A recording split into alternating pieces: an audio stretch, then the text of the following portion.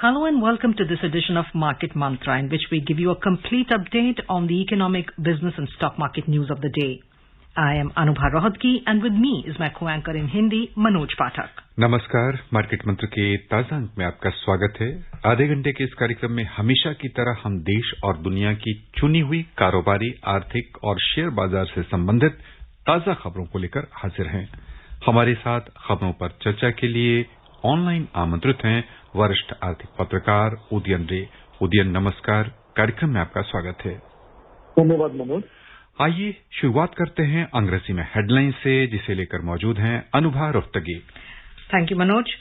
Domestic stocks witness modest gains. Sensex regains the 59,500 mark. Nifty reclaims 17,800 level. Rupee weakens 14 paisa against the US dollar.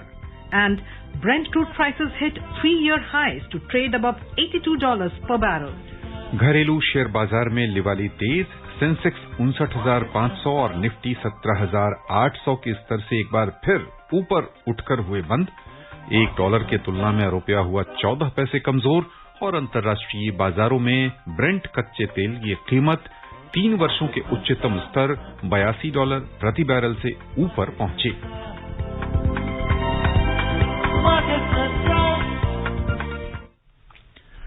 अंतर्राष्ट्रीय बाजारों में मिले जुले रुख के बीच घरेलू शेयर बाजार में लगातार दूसरे सत्र में आज तेजी देखने को मिले। सेंसेक्स और निफ्टी दोनों प्रमुख सूचकांक 0.7% से अधिक बढ़त के साथ बंद हुए। सेंसेक्स एक बार फिर से 59,500 और निफ्टी 17,800 के स्तर से ऊपर उठकर बंद हुए। बॉम्बे स्टॉक एक्सचेंज का सेंसेक्स कारोबार के अंत में 446 अंक यानी 0.75% की बढ़त लेकर 59,745 दर्ज हुआ। उधर नेशनल स्टॉक एक्सचेंज का निफ्टी 131 अंक यानी 0.74% बढ़कर 17,822 दर्ज हुआ। विस्तारित बाजार की ओर चलें तो छोटी और मझोली कंपनियों में भी लिवाली अच्छी खासी की गई। हालांकि सेंसेक्स और निफ्टी पैक की तुलना में इनका प्रदर्शन थोड़ा सा कमजोर रहा। बीएसई मिड कैप इंडेक्स में 0.33% की बढ़ोतरी हुई। स्मॉल कैप इंडेक्स 0.54% लाभ के साथ बंद हुआ। The Sensex and the Nifty today closed with gains. Both indices gained more than 0.7% amid mixed global cues. The Sensex reclaimed the 59,500 mark, while the Nifty regained the 17,800 level. The BSE Sensex climbed 446 points or 0.75% to trade at 59,745. The NSE Nifty surged 131 points or 0.74% to trade at 17,822. In the broader market at BSE, the mid-cap index gained 0.33% and the small-cap index rose 0.54%. In the Sensex pack, shares of 20 companies gained while 10 logged losses. IndusInd Bank was the top gainer as it surged 4.6%, followed by Bharti Airtel, which gained 2.7%. Reliance and HCL both climbed 2.1%, while Titan and Asian Paints both surged 1.7%. On the other side, Sun Pharma plunged 1.4% and Power Grid declined 0.9%. ITC ended 0.8% down. Ultratech Cement fell 0.7%. In sectoral indices, 15 sectors logged gains while 4 slipped. Oil and gas sector stocks climbed the most as they added 3.2%, while the energy sector climbed 2.5% down. While the energy sector climbed 2.5%. Telecom sector stocks gained 2.3% and power gained 1.9%. On the other hand, realty plunged 1.6% and healthcare index slipped 0.4%. The overall breadth of the BSE trade was positive as shares of 2,023 companies gained while 1,271 fell. Shares of 105 companies remained unchanged. नजर डालते हैं रुपए की स्थिति पर। अंतर banking विदेशी मुद्रा बाजार में $1 की तुलना में रुपया 14 पैसे कमजोर हुआ, 74 रुपए 45 पैसे पर आ गया। उधर दुनिया की 6 प्रमुख मुद्राओं की तुलना में डॉलर की स्थिति दर्शाने वाला सूचकांक 0.18 प्रतिशत बढ़कर 93.95 पर पहुंच गया। Udayan, let's talk about the stock market now. We saw the stock market, closed in the green yesterday, climbing more than 500 points. Today, of course, it again climbed a lot. But the fact that it opened with a gap down and then, there was a lot of volatility, and I guess that was because it took the cue from the US markets. So what is it that then ultimately contributed to the markets ending in the green? What were the things that, gave push to the market? One of the things, of course, is as you would be seeing, you probably would be reading the headlines from other markets. You would be seeing that there are indications that the tech stocks which took a hammering yesterday, led by Facebook, thanks to its outage, 6 hours or more outage. The hammering it got, there's been a smart bounce back out there. So that signal started coming in. Then there was positive news as far as some of the chemical stocks, chemical companies are concerned, who are competing with China simply in the same space, similar apples to apples kind of comparison, basic sort of chemicals, because their production has got disrupted because of the energy shortages out there. Then, of course, because of the increase in oil prices and gas prices, you would have seen some of the energy stocks having benefited and getting a bounce up, a leg up. And then finally, the news of the deliberation in the court, Apex Court, about the telcos and the charges, the spending charges, things getting softening up a bit. So all these things are obviously adding up. And then finally, the fact that services sector, which is obviously more than 50% of our GDP, hiring some more people, and there's a sense of buoyancy coming in terms of PMI and all that. So that is also would have surely added to the positivity. Udayan, बाजार में हम आज की गतिविधि पर और कल दोनों दिन ध्यान दें तो दोनों दिन यदि हम मिला के देखें तो ठीक ठाक बढ़त की ओर, यानी तेजी का सिलसिला जो पिछले 4 सत्रों में हमने देखा था, थमा हुआ, बाजार ठहरा हुआ लग रहा था, कंसोलिडेट कर रहा था। अब क्या हम उम्मीद करें कि बाजार एक बार फिर से कुलांचे लेने की दिशा में बढ़ रहा है? यानी आज 446 अंक और कल 550 अंक से अधिक की बढ़त रही थी।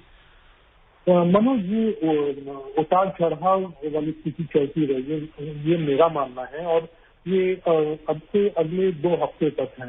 तो ये कई ऐसे खबरें आएंगी, आंकड़े निकलेंगे जो आपके मार्केट के मूड को डिटर्मिन करेगी। अब देखिए, जैसे शुक्रवार को अमेरिका में एम्प्लॉयमेंट डेटा, पेरोल डेटा निकलने वाला है, आरबीआई की मीटिंग होने वाली है, फिर एवरग्रांड और दूसरे जो आपके चाइनीज डेवलपर्स हैं, बहुत बड़े डेवलपर्स हैं जो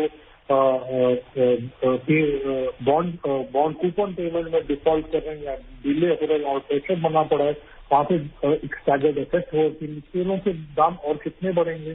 तो ये ऐसे जो हैं, ये खबरें आती रहेंगी और ये तकरीबन आप अगर देखें तो तकरीबन 2 हफ्ते तक ऐसा एक पीरियड चलेगा जहां पे खबरों के हिसाब से मार्केट जरूर इन्फ्लुएंस होगा। उदयन, यदि हम ऑयल एंड गैस सेक्टर पर ध्यान दें, आपने चर्चा भी की है कि इसके पीछे तेजी बढ़ने के क्या सब कारक हैं। इस सेक्टर को और एनर्जी सेक्टर, इन दोनों को हम ठीक से समझना चाहेंगे और आपके माध्यम से श्रोताओं तक यानी कह लें कि बताना चाहेंगे कि दुनिया भर में हम ऊर्जा का संकट देख रहे हैं। दुनिया के कई देशों में ऊर्जा की किल्लत देखने को मिल रही है। क्या अपने यहाँ भी ऐसे आसार निकलते आपको दिख रहे हैं और इनका प्रभाव इन कंपनियों पर पड़ सकता है? बिल्कुल मनोज, अनफॉर्चुनेटली जो खबरें आ रही कुछ मीडिया आउटलेट से, वो वहां पे वो खबरें आपको आश्वस्त करने वाली नहीं है। जैसे कोल आप एक पावर प्लांट से कोल का आप एक स्टॉक यार्ड में कोल स्टोर करके रखते हैं, तो वो जो बैकअप है वो कम हो गया है। इस प्रकार से चीन में भी ऑयल रिजर्व है, उसको मार्केट में छोड़ा गया, क्योंकि ये जब हमने रिजर्व में आपने लिया था, ये कम दाम में लिया था, नए दामों में आप खरीदना नहीं चाहेंगे क्योंकि आप पास नहीं कर पाएंगे शायद अपने कस्टमर्स को। तो ये प्रेशर बना पड़ा है और ये जब तक वो सप्लाई अगर ज्यादा छूटती नहीं है और वो स्मूदन अप नहीं होता, तो ये प्रेशर तो बरकरार रहेगा। उदयन, श्राद्ध का महीना कह लें कि एक बड़ा महीना, यानी पक्ष कह लें कि एक बड़ा पखवाड़ा होता है, जिसके बाद उत्सव का क्रम शुरू होगा देश भर में। अभी से लेके लगातार दिवाली तक और आगे नवंबर दिसंबर तक बाजार में उत्सव का ही माहौल बना रहता है। ऐसे में जो वर्तमान परिस्थितियां हैं आर्थिक, उसमें शेयर बाजार में कैसी, यानी आप कह लें कि क्या क्रम आप देख रहे हैं अगले 1-1.5 महीने के दौरान?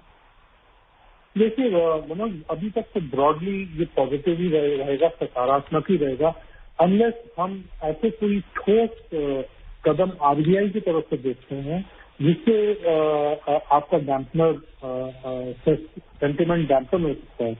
इसके अलावा अगर फेडरल रिजर्व की तरफ से नवंबर के बीचों बीच जो उनकी मीटिंग होने वाली है, नवंबर में एक मीटिंग होने वाली है, शायद दिसंबर में भी होती है, तो उससे समय से पहले अगर कुछ उनका जो पोजीशन है, जो उनका नीति है, उसमें अगर कोई जबरदस्त तब्दीली आती है तो उसमें तो बहुत जबरदस्त एक टैंजिबल डिफरेंस तो आ सकता है। पर ऐसे होने के आसार कम ही है कि जिस तरीके की चीज मुद्दों के बारे में अभी चर्चा की है, वही मुद्दे हैं जो मार्केट को ऊपर नीचे की तरफ कर सकते हैं। लोगों की उम्मीद है कि हमारे कंपनियों के बेहतर रिजल्ट हैं आएंगे, जो कि हमारे आपके श्रोता जिससे दिलचस्पी रखते हैं। तो लिस्टेड कंपनी जो है वहां पे हमें रिजल्ट तो ठीक ठाक नजर आते हैं, पर कई दूसरी इलाके हैं जहां पे चिंता की थोड़ी बहुत खबर आ सकती है, पर वहां पे इस तरीके से बैलेंस आउट करेगा। पर दिसंबर के बाद, नवंबर दिसंबर के बाद फेडरल रिजर्व के एक बार नीति में जब जो क्वांटिटेटिव ईजिंग जो है उसमें जब वो बदलाव लाएंगे, उसके बाद कैसे चलेगा, वो एक $1 million क्वेश्चन है। Then you just mentioned the RBI Monetary Policy Committee meeting. So moving beyond the markets, what are your expectations from this meeting? Of course, it's going to start from tomorrow, end on Friday when the RBI governor will hold a press conference and, come out with the decisions. But what are your broad expectations and from this meeting? Well, I wish I could say something with great confidence because what the trick is, unlike United States and some of the other Western countries, India doesn't have that kind of a headroom. It can only try to align itself and prepare for some of the changes that are going to happen in the world's largest economy, in the world's largest monetary authority.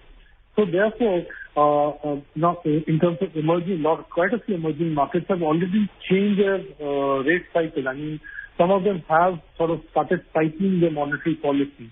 Not too many, but they have started. Now the question is whether RBI is going to, in its commentary, it's going to indicate, or it is going to do a wait and watch. The balls are up in the air. So it will be a pretty important meeting. That's all I can say. So what are the challenges, in your view, what are the challenges that the RBI is facing right now vis-a-vis the economy? It has to be inflation. The global economic challenge, number one right now, is inflation. And a lot of it is getting, triggered off by supply side issues. Now, you don't want to, when you are faced with inflation, one of the things that you would want to do is tighten the liquidity, money supply a little bit. But if you do that, then, your nascent recovery, right now the recovery has reached the services sector, which is our engine of growth, actually. Now, you don't want to mess up with that. So it's a very delicate balance that the RBI has to do. And it's something that, of course, then the other thing is it has to also ensure that there's a lot of credit growth. If people are not going to take loans, there's corporates or there's individuals, then how would asset purchases and some of the other economic activities go ahead? Like Manoj talked about festival season buying and etc. So now if people don't use a credit card, they take personal loans, and that particular segment of banking or finances, not growing. So these are some of the challenges which RBI will have to do. It will have to balance growth even as it tries to not, let inflation go helter skelter. So it's a very interesting challenge it has in its. Udayan, बारिश के आंकड़े अब आ चुके हैं। हालांकि छिटपुट बारिश अभी भी देश के विभिन्न इलाकों में हो रही है, लेकिन कुल मिलाकर जो मौसम विभाग है उसने कहा है कि लगातार तीसरे वर्ष बारिश औसत यानी सामान्य रही है, अच्छी वर्षा हुई है।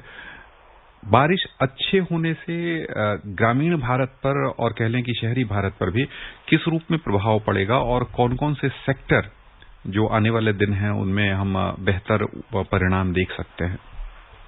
मनोज, ये माना जा रहा है, कुछ विशेषज्ञों का मानना है कि रूरल मतलब ग्रामीण इलाकों में का जो मिडिल क्लास है, वहाँ पे मध्यम आय वर्ग कहा जा सकता है, जो डिफाइन वो परिभाषित करते हैं, उनकी तरफ से खरीदारी कंजम्पशन में उपभोग में बढ़ोतरी की उम्मीद की जा रही है। तो ये काफी इम्पोर्टेंट है मनोज, क्योंकि शहरी क्षेत्र में सर्विसेज सेक्टर में काफी हमारी जनता भारतीय काम करते हैं। वो सर्विसेज सेक्टर अभी फुल फ्लेजेड खुली नहीं है। तो रूरल आपके जो ग्रामीण क्षेत्र में जो मध्यम वर्ग है, इसका जो कंजम्पशन है वो हमारे इकोनॉमिक ग्रोथ के लिए बहुत इंपॉर्टेंट होगा अगले कुछ महीनों के लिए। अब ऐसा नहीं कि शहरों में कंजम्पशन नहीं, खपत नहीं होगी, पर वहाँ पे ये ज्यादा होने की उम्मीद की जा रही है वनस्पत शहरी इलाकों में। तो अगर ऐसा होता है तो वो वाला हिस्सा बहुत इंपॉर्टेंट होता है। तो जहां तक सेक्टर्स की बात, कंज्यूमर ड्यूरेबल्स हो गए हैं, आपके जो अप्लायंसेज होते हैं, जो व्हीकल्स होते हैं, दो पहिया वाहन, आपके ट्रैक्टर्स हो सकते हैं। तो जो काफी कुछ खरीदारी जो आप जैसे आप कह रहे थे श्राद्ध के पीरियड के बाद, अवधि के बाद खरीदारी की जाती है, वहाँ वो सब होने की उम्मीद वहाँ पे है। अब वो कितना होता है ये डिपेंड करता है, पर ये इसलिए इम्पोर्टेंट हो गया कि शहरी इलाकों में जो है सबके जो इनकम इंक्रीज या आय की जो स्थिति है सबके लिए बराबर नहीं है। कुछ लोगों का काफी वापस आ गया है, कुछ लोगों का अभी भी सुधार के रखते हैं। Udayan, you just mentioned the services sector, and you also mentioned, the expansion that we've seen earlier in your comments. So India's services sector has expanded for the second straight month in September, according to a private survey. It is now at 55.2 in September, which is slightly lower than in August, but still above the 50. How positive it's a positive sign. So how do you view it in terms of the larger economic recovery? Oh, absolutely. This is the engine that we were waiting for. I mean, personally, I was waiting for this to move because, and that also indicates that we are getting a measure of the health situation. The health situation here is broadly under control. Otherwise, you cannot really have a service sector expansion. So, one indicator is actually indicating two things. Second part is, as I mentioned a little while earlier, that it's more than 50% of our GDP is services sector. So therefore, for us to really get back on rails and make up for lost time, the services sector has to get back, has to go well. Now, it is basically the whole threat was, economic activity not being allowed, people not being able to move around. So that was the problem. The other problem, of course, is there would be a lot of service sector entrepreneurs who would be facing obviously, the businesses would have closed down or temporarily or fully. Now the question is what kind of a revival can happen? Can they start something new? So a lot of things will depend out there. As far as the large service sector companies are there, they would get back on their feet in no time. They would have already gone there halfway. But it is the smaller guys who are very important, and how they deal with it, how government and other organizations help them, that is going to be the key point. आइए अब चलें वैश्विक बाजारों की ओर। सबसे पहले नजर डालते हैं एशियाई शेयर बाजार पर, जहां हांगकांग को छोड़कर अन्य सभी प्रमुख बाजारों में गिरावट देखने को मिली। अमेरिका में कल हुई बिकवाली तथा तेल के दाम बढ़कर कई वर्षों के उच्चतम स्तर पर आज पहुंचने का प्रभाव निवेशकों पर दिखा है। इसके अलावा सप्लाई चेन बाधा तथा मुद्रास्फीति बढ़ने की आशंका भी निवेशकों के बीच देखने को मिली। इन सब खबरों के बीच जापान का निक्केई 225 सूचकांक बिकवाली के दबाव में 2.2% लुढ़क गया। दक्षिण कोरिया की कोस्पी में 1.9% की गिरावट हुई। सिंगापुर का स्ट्रेट्स टाइम्स इंडेक्स 0.7% नीचे आ गया। उधर निवेशकों की सक्रिय भागीदारी से हांगकांग का हैंग सेंग 0.4% ऊपर उठकर बंद हुआ। चीन का शंघाई कंपोजिट शेयर बाजार आज बंद रहा। यूरोपीय बाजार की ओर चलें तो समाचार तैयार किए जाने तक वहां भी लिवाली चल रही थी। अंतर दिवसीय कारोबार में लंदन का FTSE 100 0.7% लाभ में चल रहा था। फ्रांस के CAC 40 में 0.9% की बढ़त थी, जबकि जर्मनी का DAX 0.4% बढ़त के साथ कारोबार कर रहा था। Moving on to the U.S. market, Wall Street's main indexes tumbled yesterday as investors shifted out of technology stocks in the face of rising treasury yields. Fresh U.S.-China concerns over trade tensions also dampened investor sentiment. The Dow Jones plunged 0.9%, the S&P 500 tumbled 1.3%, and the Nasdaq Composite Index tumbled 2.1%. Udayan, here I would like to draw your attention to this U.S.-China trade tensions. What are the sticking points between the two countries, and how is it going to affect the economy overall, the world economy, in the coming days? Well, to put it in one sentence, United States thinks that the deal done by the previous administration, China is not honoring the conditions that it had agreed to. And experts think that it is pretty unlikely that China is going to change anything that it is doing right now for political and other reasons. So therefore, in terms of the things taking out sorely, friction happening, we can expect more of this thing going on. Because in any case, China is facing its own whole set of challenges thanks to the blueprint that it is adopting. And therefore, people do expect this to be a bit of a problem as we go along. Udayan, हम आपका ध्यान supply chain disruption की ओर ले चलना चाहेंगे। ये जो आपूर्ति संबंधी बाधाएं दुनिया के कई देशों में देखने को मिल रही हैं, और खास तौर से आपका ध्यान चीन की ओर आकृष्ट करना चाहेंगे, जहां पर कि नियामक की ओर से, सरकार की ओर से कई कंपनियों के विरुद्ध कार्रवाइयां की गई हैं, और इस बीच में ऊर्जा की कमी के चलते खबरें आ रही हैं कि वहां कई कारखानों में काम बंद करने संबंधी, या कह लें कि जो उनका शिफ्ट है वो घटा दिया गया है, वर्किंग आवर कम कर दिया गया है। कुल मिला के वहां की अर्थव्यवस्था की क्या खबरें आ रही और विश्व आपूर्ति व्यवस्था पर इसका क्या असर पड़ता नजर आ रहा आपको? मनोज, देखिए, सप्लाई चेन का सबसे बड़ा प्रॉब्लम इस वक्त ऑटोमोबाइल सेक्टर में चिप शॉर्टेज की वजह से। तो आप देखेंगे भारत में भी हम लोग फेस कर रहे हैं, कई जो गाड़ियां हैं वो उसका वेट पीरियड बहुत ज्यादा हो गया। इनफैक्ट आज ये बहुत अच्छा हुआ कि आपने इसके बारे में चर्चा कर रहे हैं। हमारे दो जो ऑटो एंसिलरी स्टॉक्स हैं वो इसलिए परफॉर्म अच्छा नहीं कर पा रहे क्योंकि चिप शॉर्टेज की वजह से। क्योंकि आपके अगर पार्ट्स, अगर आप एक्सपोर्ट कर रहे हैं ऑटो पार्ट्स और वो गाड़ियों में लगेंगे, पर वो गाड़ी बिक नहीं पा रही क्योंकि चिप शॉर्टेज हो रही है, तो जो इस इकोसिस्टम में सब इम्पैक्ट है। तो हमारे आप देखेंगे आज कुछ ऑटो एंसिलरी कंपनीज के स्टॉक पे भी असर पड़ा है इसका। तो सप्लाई चेन का सबसे बड़ा प्रॉब्लम चिप से हो रहा है, जो कि ताइवान में काफी कुछ उत्पादन होता है। कई जगह में जो ये दूसरी बात आप जो चाइना में मैन्युफैक्चरिंग के बारे में बात करें, वहां पे भी एनर्जी के एकदम से प्राइसेस बढ़ने की वजह से उनके इंडिविजुअल जो एमिशन के बारे में, नॉर्म्स के बारे में सख्ती से पालन करने की वजह से, क्लाइमेट को उन्होंने जो कमिटमेंट किया है, उसकी वजह से एक इशू आ रही है। और ये जो है लोगों का मानना है ये अगले तकरीबन 3 महीने तक ये जो है ये प्रॉब्लम चलता रहेगा। कहीं ना कहीं ये ग्लोबली ये प्रॉब्लम आती चली जाएगी कहीं।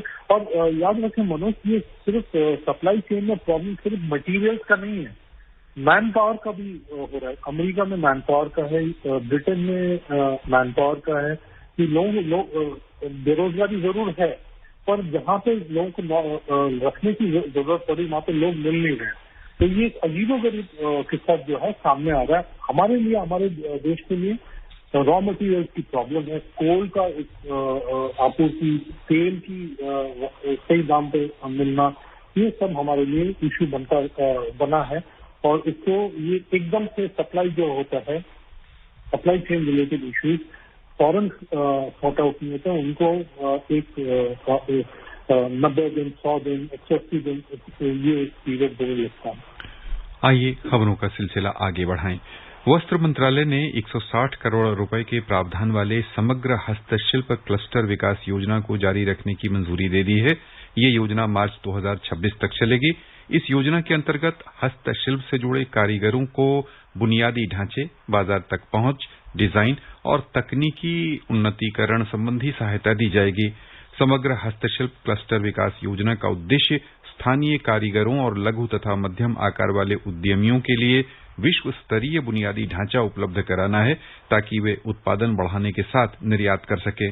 इस योजना के अंतर्गत 10,000 से अधिक कारीगरों तथा उद्यमियों को लाभ पहुंचाने का लक्ष्य है।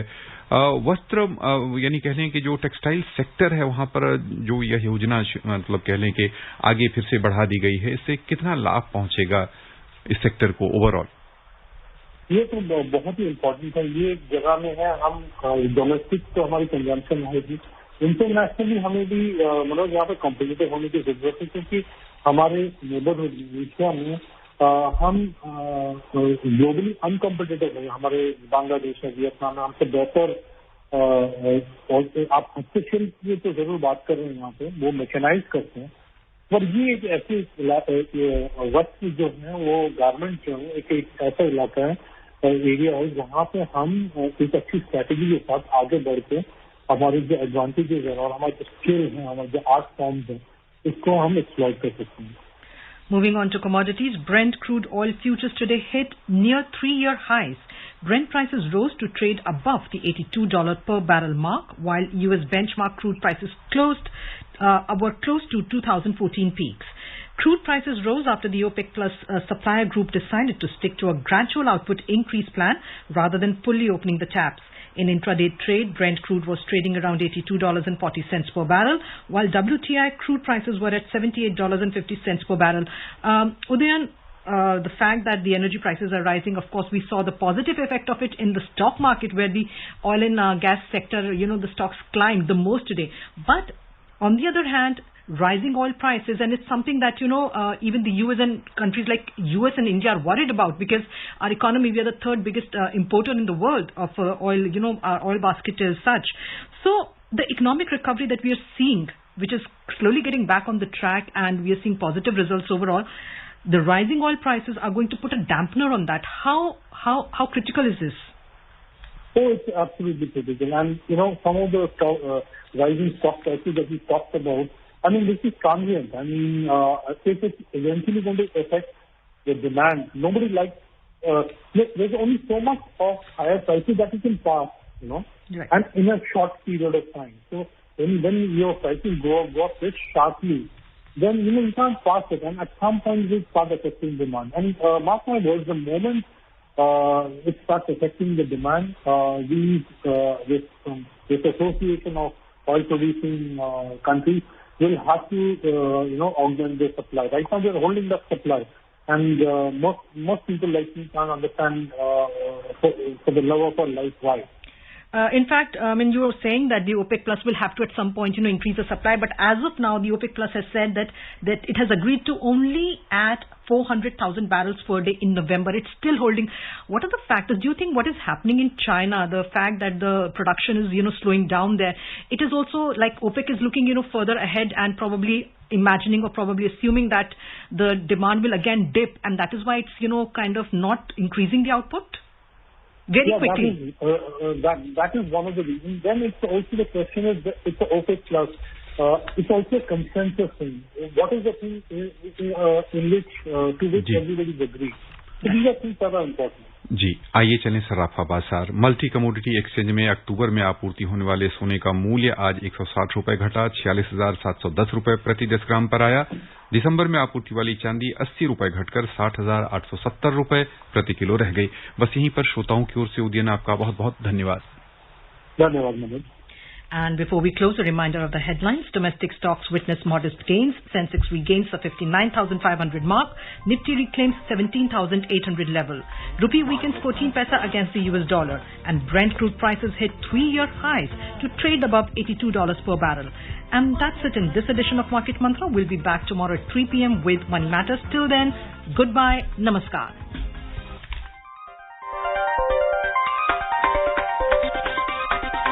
Market Mantra.